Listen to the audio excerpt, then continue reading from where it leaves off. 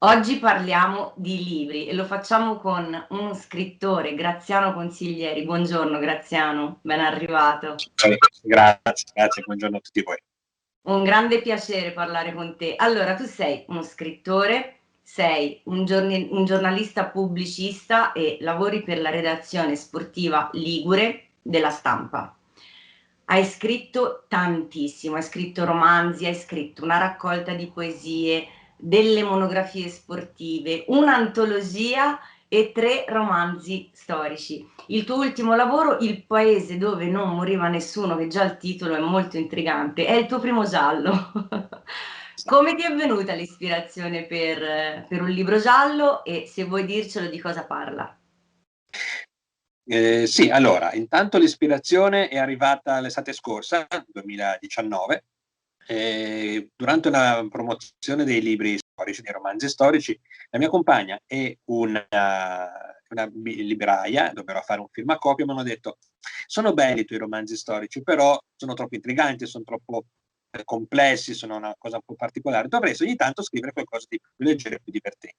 E allora ho pensato di scrivere un giallo con dei morti. In realtà è un giallo molto particolare. È un po' ironico, vero? Come? È un po' ironico. Sì, sì, molto, molto ironico, poi ne parleremo magari con maggiore diffusione, con maggiore precisione di quello che tratta. È nata così, io ho sempre avuto una grossa passione per i gialli, sin da quando ero ragazzo ne ho letti tantissimi, e ho deciso di trovare, di sfidarmi un attimino, di trovare qualche altra possibilità ulteriore a quello che avevo già fatto. Mi è piaciuta l'idea, mi ci sono dedicato, è stata una scrittura molto veloce, Mm. perché io fortunatamente sono molto veloce a scrivere, anche se i romanzi storici escono ogni 2 anni perché c'è bisogno di un grosso lavoro di preparazione, di studi e di quant'altro. Un giallo era pura fantasia, fantasia mediata con la realtà circostante, ed è venuto fuori veramente in modo molto veloce. Tanto che per Natale era già pronto, quindi scritto, rivisto, stampato, tutto pronto. L'idea era quella di lanciarlo nei primi mesi del 2020 e in realtà poi con il Covid siamo scivolati verso addirittura l'estate scorsa, quindi c'è stata questa campagna di presentazione durante l'estate e adesso sta andando abbastanza bene come già. Sono contento e è una cosa un po' particolare che se ne parliamo più diffusamente. Sì, parliamone più diffusamente. Intanto il titolo, Il paese dove non moriva nessuno, è un titolo molto particolare. E ti volevo chiedere se è un po' la fotografia che può risultare del nostro paese, dell'Italia. Non ho questa pretesa, nel senso che diciamo che io ho voluto fotografare quello che vedo dalla finestra, Ok. ecco, per dire. Quindi è una fetta senz'altro d'Italia, è una fetta soprattutto di Liguria, dell'entroterra della Liguria, perché poi io abito in una frazione di Ventimiglia, che è un paese, di fatto è un paesino di campagna, se poi il comune fa parte della città principale. Ed è stato un pochino raccontare quello che si incontra nei nostri paesini dell'entroterra, per cui senz'altro è uno spaccato di vita reale, molto limitato nell'ampiezza, però penso anche abbastanza significativo. Non ho la pretesa di raccontare tutta l'Italia, ho però la pretesa di raccontare le quattro comari del paese, i carabinieri, i piccoli i grossi sotterfugi, i tanti segreti che ognuno ha, in un paese dove il silenzio era la regola di vita, ognuno si faceva gli affari suoi, anche di fronte al fatto che inizialmente in questo paesino, che nell'immaginario mio era Perinaldo, si chiama Poggio Rinaldo, Rinaldo è una piccola frazione alle spalle di Ventimiglia e Bordighera, in realtà poi è contaminato da altri luoghi, perché può essere mi servivano dei luoghi finalizzati allo svolgimento dell'azione, però diciamo che è un po' emblematico di tutto l'entroterra ligure, e mi è piaciuto raccontare quello che c'era dietro, soprattutto come dicevo, questo silenzio che viene rotto improvvidamente da uno che considera ad alta voce che sono 3 anni che in questo paese non muore nessuno, in effetti, e da lì si scatena tutta la storia, arriva la troupe televisiva, e vengono a galla poi tutti quelli che sono gli intrighi che erano sotto in un paesino dove una sorta di, tra virgolette, omertà era la regola di vita. In realtà poi tutti devono mettere in piazza quelli che sono i loro segreti alla fine. È un giallo, perché c'è un omicidio, altrimenti che giallo è? Una delle regole fondamentali del giallo è che ci sia un omicidio, però fondamentalmente è una sorta di commedia ambientata in un piccolo paesino, e ci si interessa, si indaga, ma ci si diverte anche tanto, perché poi questi personaggi, non dico che sono delle macchiette perché sarebbero riduttivi come interpretazioni, però senz'altro suscitano a volte con le loro piccole grandi manie anche l'ilarità e una sorta di simpatia affettiva molto ironica. Beh, tu sei ligure di nascita perché sei di Chiavari, quindi diciamo che l'ambientazione in Liguria è risultata proprio fertile per te per scrivere questo giallo, ti ha dato proprio l'input, il paese dove vivi. Sì, diciamo tutto il circondario. Intanto sono molto ligure perché sono nata a Chiavari, ho studiato a Genova, ho avuto un figlio a Savona, adesso abito in provincia di Imperia, quindi a spezzino me la sono girata tutta la Liguria, in un modo o nell'altro. Senz'altro il paese dove vivo, ma non solo quello, diciamo che quello mi è servito molto per i personaggi. Alcuni Eh, dei personaggi del libro sono inevitabilmente i miei vicini di casa. ecco, Loro quindi si sanno, loro sanno. ecco, ma ci si potrebbero riconoscere. Qualcuno sì, perché ce ne sono soprattutto un paio, perché le loro manie, non so, dal fatto di avere una particolare predilezione per i lavori manuali, quindi la ristrutturazione continua della casa. E tanto è vero che lo soprannominato Gaudì, tipo una sagrada famiglia mai finita a casa sua. Ha un tattarino che è un mio vicino di casa, molto piccolino di statura, e che ha una macchinetta di quelle che si guidano senza patente, per cui se leggeranno il libro si riconosceranno.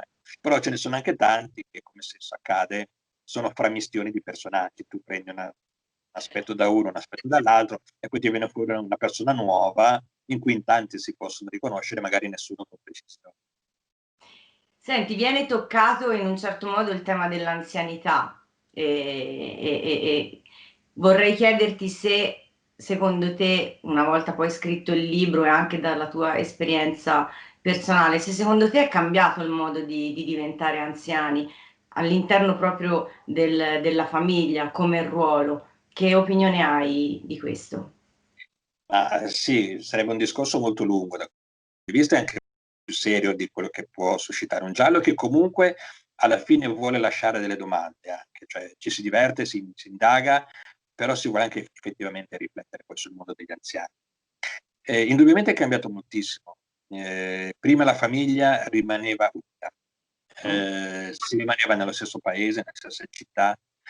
Lasciamo perdere tutte le campagne dove abitavano tutti nella stessa casa e i vecchi guardavano i bambini guardavano i vecchi, le persone attive al lavoro erano fuori. Tutto questo si è perso, si è andati verso una nuclearizzazione, un'esplosione delle famiglie, per cui gli anziani si sono trovati a essere più da soli. E il ruolo che avevano 15, 20, 30 anni fa è completamente sparito. Sono anche pochi, vedo che qui in paese poi i nonni che fanno i babysitter, per esempio, quindi sono rimasti dei contatti occasionali, dove l'anziano viene a vivere una sua dimensione isolata. Poi anche per il lavoro che svolgo come volontario con un centro di disabili, ma si tratta anche lì, si tocca comunque anche quello, il tema degli anziani, si nota come queste persone abbiano effettivamente alla fine della loro vita una grossa perdita del senso della loro esistenza, del patrimonio che comunque rappresentano. Questo libro vuole essere un po' un portare, approfondendo nel lato serio, gettare uno sguardo su quelle che sono effettivamente le potenzialità e le capacità ancora di chi si avvia verso la terza età e verso l'ultima fase della vita.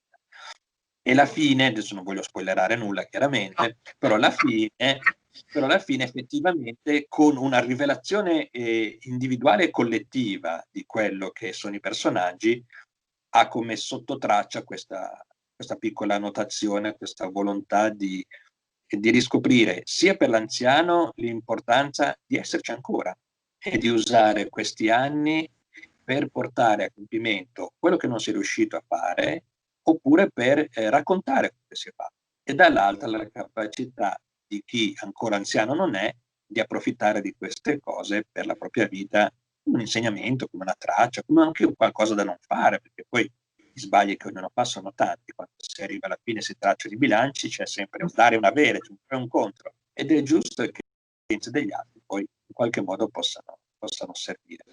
Ed è per questo che poi in questo paese di fatto non muore nessuno. Anche qui non voglio spoilerare nulla, No. però ci saranno delle soluzioni, chiaramente, perché tutto un giallo presuppone sempre delle soluzioni finali, e non soltanto a livello di investigazione, ma anche a livello di segreti.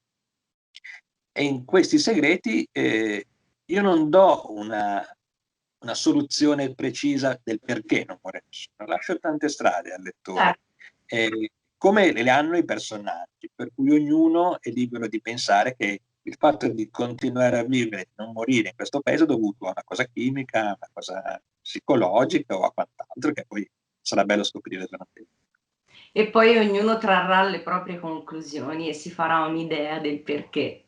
Parliamo invece dei tuoi 3 romanzi storici, che sono Il tesoro dei Catari, Sulle tracce dei Catari e l'ultimo arrivato che è uscito il 15 di ottobre, La profezia dei Catari. È stato un movimento ereticale cristiano e tu hai attraversato veramente secoli di storia, perché sono veramente tantissimi, per arrivare fino al 2004. Cosa ti ha spinto a scrivere questa enorme saga? Perché c'è veramente tanto da conoscere, tanto da sapere, tanto da dire. Proprio quello che hai appena detto, che c'è tanto da conoscere, tanto da sapere, tanto da raccontare anche. La storia dei Catari, mi ricordo ancora ai tempi, io non ho fatto studi storici poi all'università, ho fatto lingue, però al liceo avevo una grossa passione per la storia che poi mi è rimasta come passatempo, diciamo. E purtroppo il movimento ereticale dei Catari si risolveva grosso modo in un trafiletto sul libro di storia del Medioevo, dove si diceva che aveva la particolarità che era l'unica crociata scatenata contro un'altra popolazione di fatto cristiana, non musulmana, per cui aveva questa cosa inusuale, unica.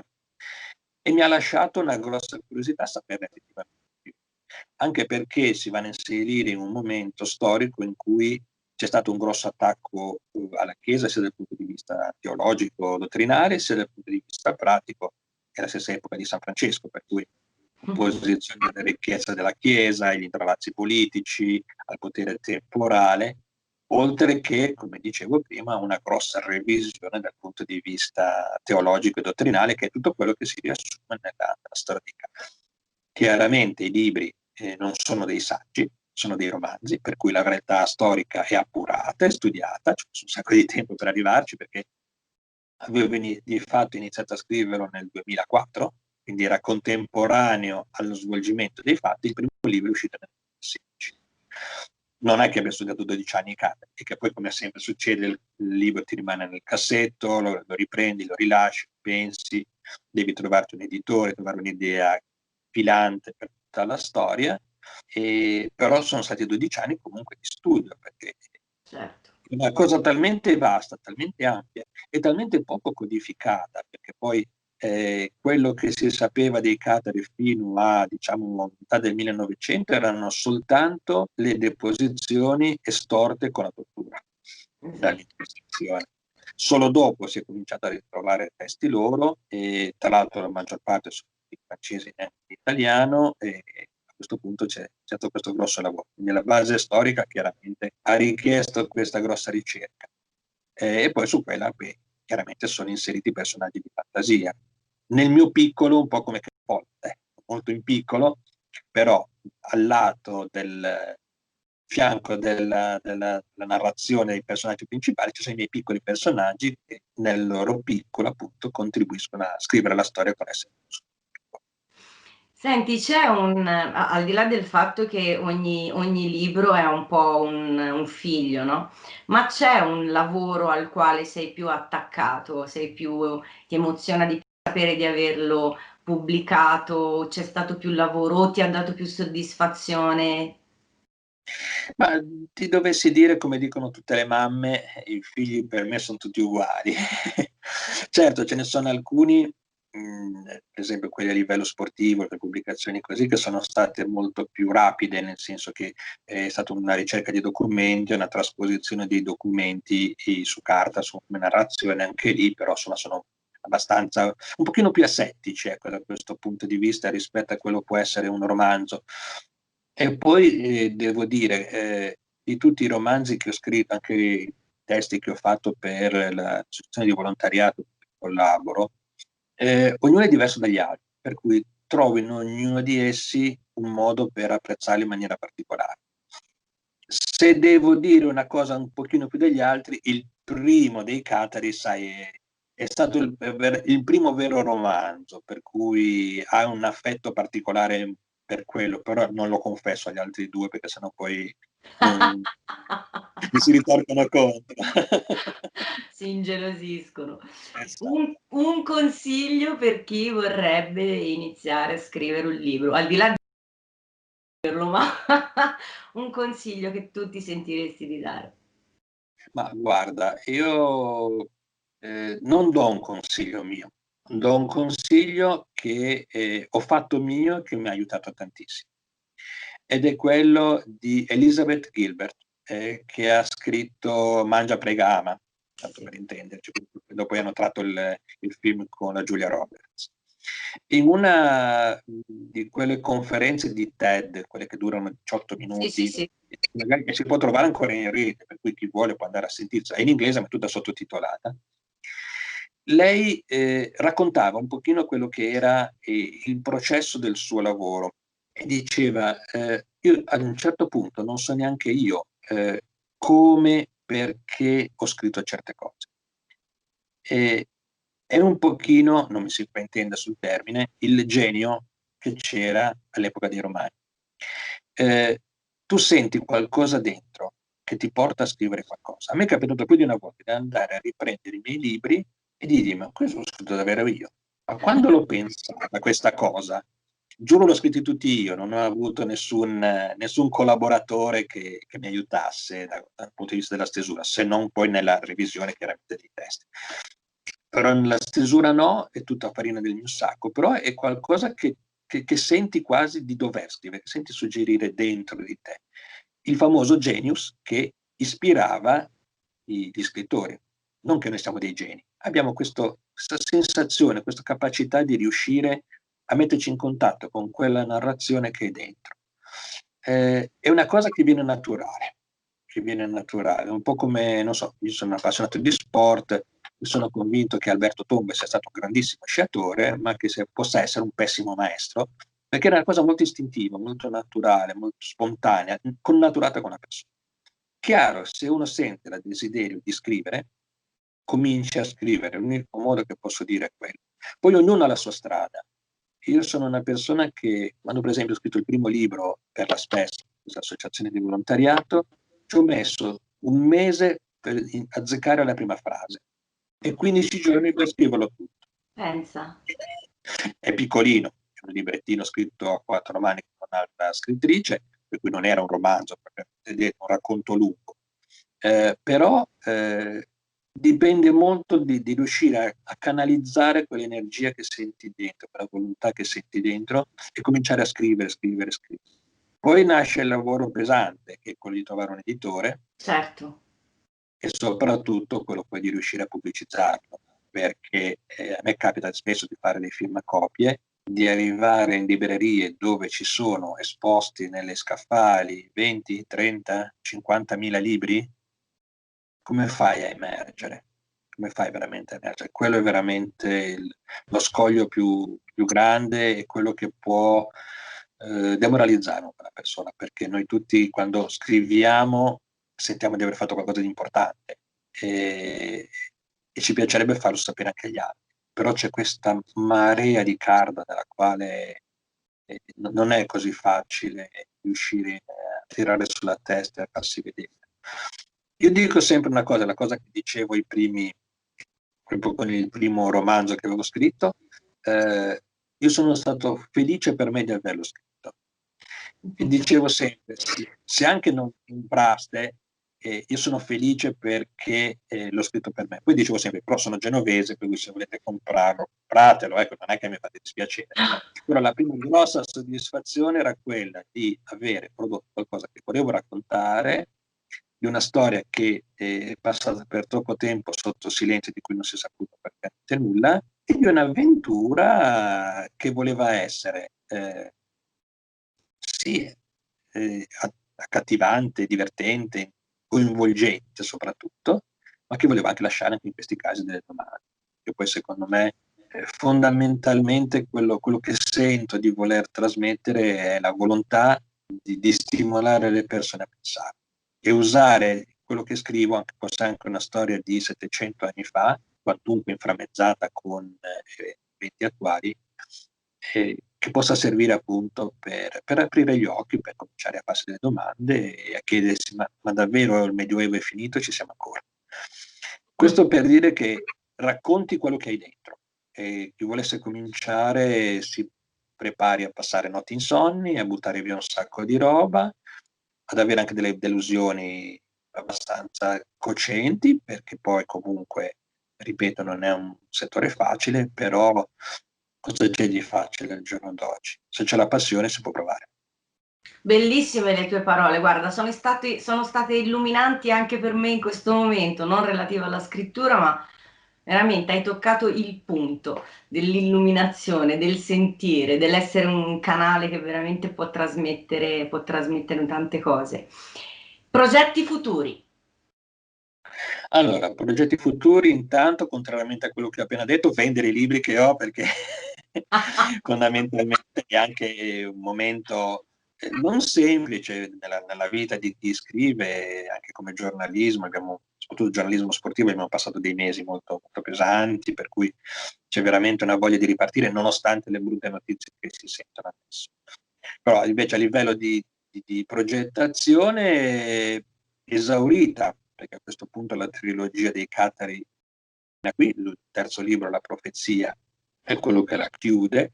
Il primo, Il tesoro, era molto orientato al passato, quindi era il 1200 come fase trainante. Il secondo era molto orientato al presente, per cui c'era questa continua correlazione con l'indagine attuale, perché poi sono dei thriller storici fondamentalmente in cui le azioni corrono parallele tra secoli passati e secolo presente. Il terzo vuole essere un pochino profetico, quindi raccontare quello che potrebbe succedere nei prossimi 2 o 3 anni, sempre con un occhio rivolto al passato. Quindi però ognuno dei tre è indipendente, chiude il suo ciclo in se stesso e lascia degli agganci per l'altro. L'ultimo chiude definitivamente e a meno di altre cose ex novo per un attimo lasciare da parte la parte storica. Vorrei invece scrivere un altro giallo.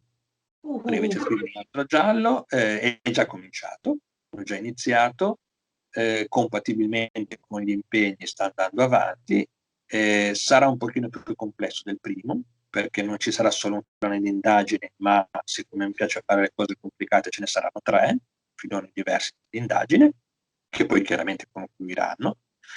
Ho già il titolo, che potrebbe essere Il cane con il coltello, e parte da un piccolo trailer, parte da un fatto realmente accaduto in casa di un mio amico che una sera tornando a casa sulle colline anche qui dell'entroterra ligure, ha trovato la casa devastata dai ladri, senza che portassero via nulla, Ah, e in mezzo a questa devastazione, e lui aveva 2 pastori bergamaschi, 2 cani completamente bianchi, maschio e femmina, in mezzo a questa devastazione, appoggiato sulla lavastoviglie in cucina, ha trovato un coltello insanguinato.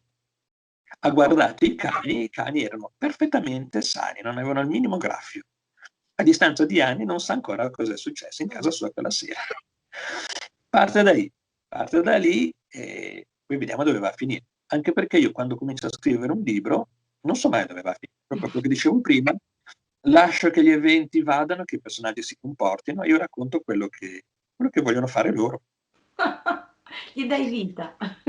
Sì, sì, ma guarda, è una cosa che dico sempre. Io spero di non risultare blasfemo in quello che sto dicendo. Ogni tanto lo scrittore si sente un pochino Dio, no? Ha i suoi personaggi davanti, questo faccio fare questo faccio fare quest'altro, quello lo faccio morire, quello lo faccio vivere, quello. No, non funziona così, perché anche loro hanno il libero arbitrio. E io mi immagino, io non sono credente, però mi immagino quanto un ipotetico Dio possa essere frustrato, poverino, dall'idea di vedere questi esseri umani che fanno quello che vogliono, nonostante lui cerchi sempre di indirizzarli da qualche parte. Perché per lo scrittore è così. Nel primo libro dei Catari, per esempio, c'era un mio personaggio che in teoria avrebbe dovuto essere il paladino della verità, a metà libro questo qui tradisce la causa e se ne va. E no! E no! Fantastico. Però è venuto così, per cui la narrazione va veramente al suo. Sono vivi, sono vivi. Io ti ringrazio tantissimo per le tue parole perché sono state veramente di grande insegnamento oggi. Ti faccio un enorme in bocca al lupo. Voglio Grazie. essere presente quando uscirà il cane con il coltello insanguinato. Cane con il coltello. Cane con il coltello. Il cane con il coltello. Sono già come? Titolo ancora da confermare, però potrebbe essere quello. Ma sono già curiosa. E grazie mille e spero a presto. Prestissimo. Grazie ancora. Saluto a tutti.